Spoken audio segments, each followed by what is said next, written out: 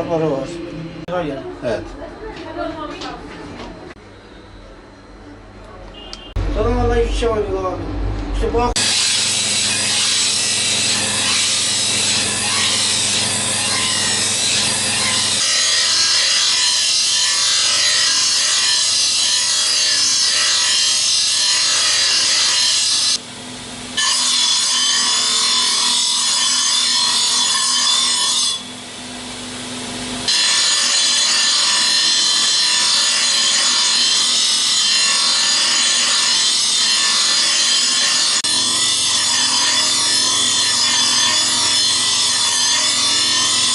Bu 40 sene bu işi yapıyorduk.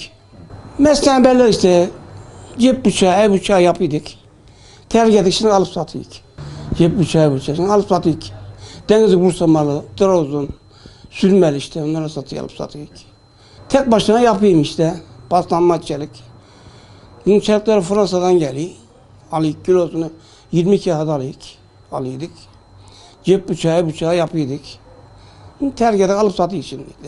Mesela cep bıçağı, ev bıçağı, kurbanda gidiyor yani işte. Hepsi de gidiyor de. İşte kesat tadı yok. Adam da siftah etmedi. Bu mesleği yapıyık. Yaşım 67.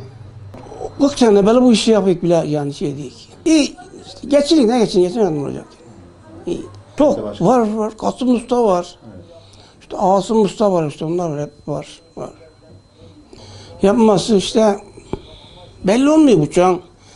Yaparsan mesela bir tane yapman ki 3-4 tane, 10 tane, 15, 20 tane yapan. Şeyin katibine göre yapardık yani biz. Yani terk edişini alıp satıyık yani. İhtiyarladık, alıp satıyık bundan sonra. Yaş 67 oldu.